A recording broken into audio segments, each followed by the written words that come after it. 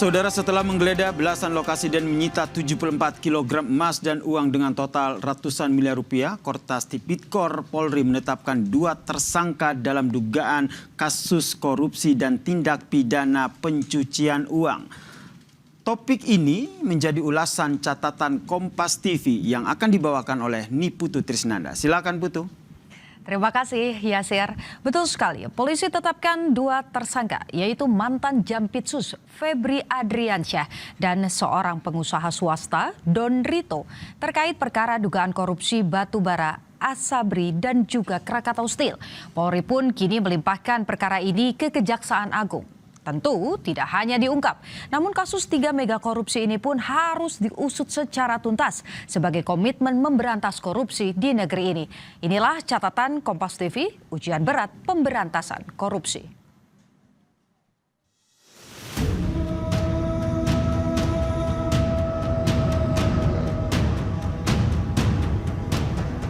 Kita telah menetapkan 2 tersangka saat ini, yaitu saudara DR, menetapkan saudara FA dalam perkara dugaan tindak pidana korupsi dan atau tindak pidana pencucian uang.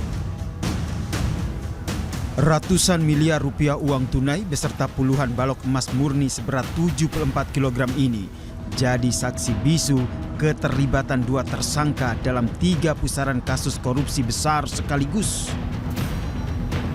Mereka adalah mantan Jampitsus Febri Adriansyah dan seorang pengusaha swasta Don Rito.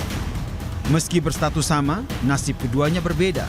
Don Rito kini resmi mendekam di balik jeruji besi rumah tahanan Polda Metro Jaya. Sementara sang mantan Jampitsus Febri Adriansyah hingga kini justru belum ditahan. Menetapkan 2 tersangka saat ini, yaitu saudara DR yang telah diduga melakukan tindak pidana pencucian uang yang diduga berasal dari tindak pidana korupsi.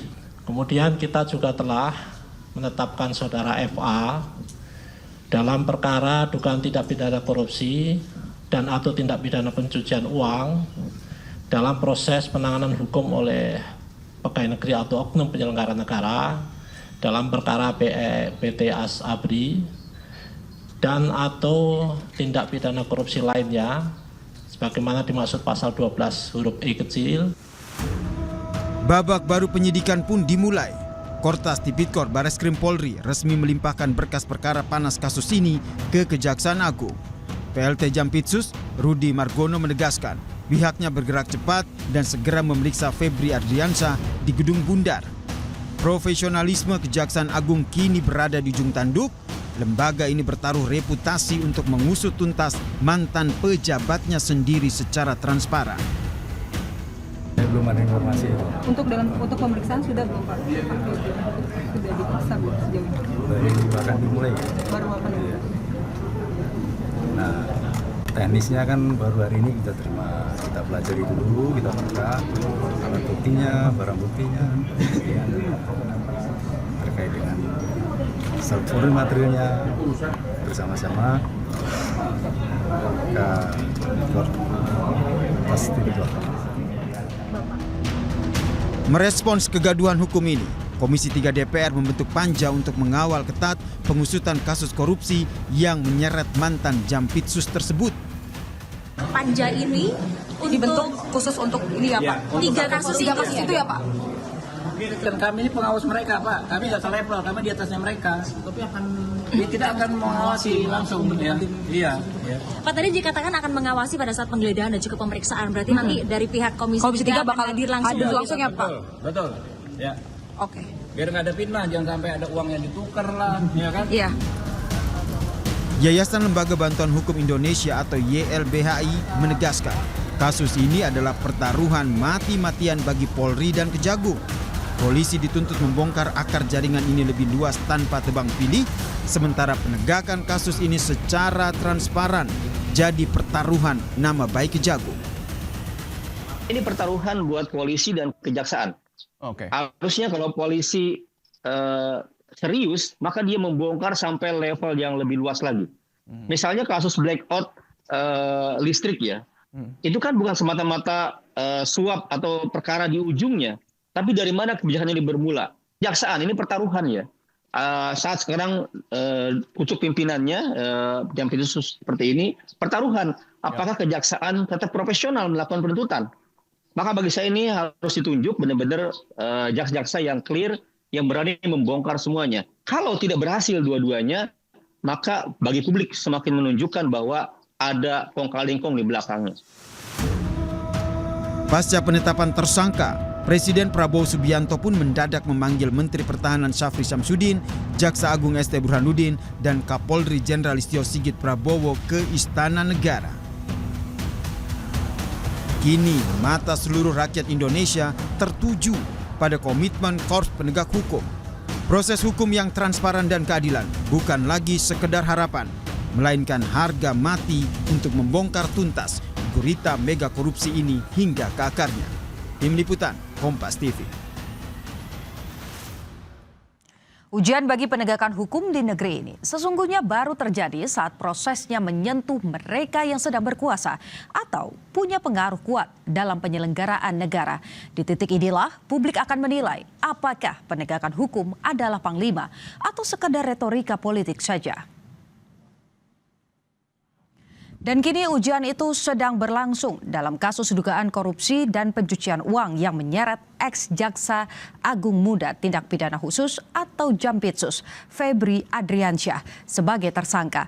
Bahkan publik sudah disajikan tontonan drama menegangkan yang terjadi saat berlangsungnya proses penggeledahan barang bukti di kafe dan rumah milik Jampitsus saat itu.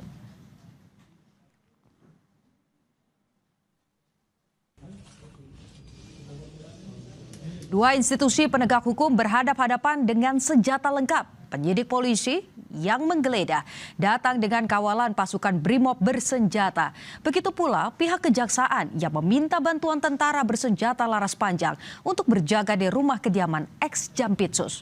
Bahkan esok harinya di bawah komando seorang jenderal, sejumlah prajurit TNI mendatangi Polda Metro Jaya untuk meminta kembali bukti-bukti yang sudah disita polisi. Apa yang dipertontonkan ke publik ini membuat kita sulit untuk tidak menyebut bahwa ujian dalam penegakan hukum di kasus dugaan korupsi yang menyeret ex-Jampitsus Febri Adriansyah adalah rivalitas antara polisi dan juga kejaksaan.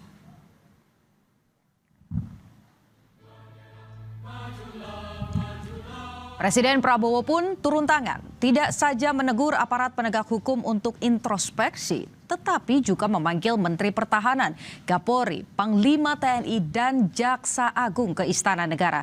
Perseteruan antara sesama institusi penegak hukum dalam pemberantasan korupsi tidak saja memprihatinkan, tetapi juga memalukan. Sikap kooperatif dan kepatuhan kepada hukum harus kalah dari gengsi jabatan atau institusi. Belum lagi bila ada praktik backing yang melibatkan pejabat tinggi negara dan terjadi politisasi kasus, maka penegakan hukum akan semakin tumpul ke atas.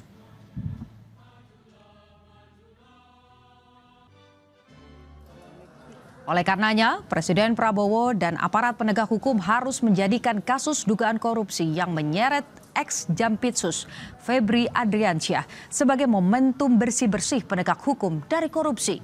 Bersih-bersih ini harus diikuti dengan pembenahan sistem, penguatan mekanisme pengawasan, dan sinergitas antar institusi, peningkatan akuntabilitas, serta keberanian menindak siapapun yang menyalahgunakan kewenangan sehingga setiap pengungkapan kasus korupsi bisa betul-betul menimbulkan efek jera bagi pelaku, baik yang sudah tertangkap ataupun yang belum. Hal ini perlu dipastikan kembali karena kasus korupsi masih terus saja terjadi. Negara tidak boleh terjebak dalam pertarungan antar lembaga, tetapi fokus untuk memastikan proses hukum berjalan profesional, independen, dan juga transparan. Inilah yang jadi ujian selanjutnya, saudara.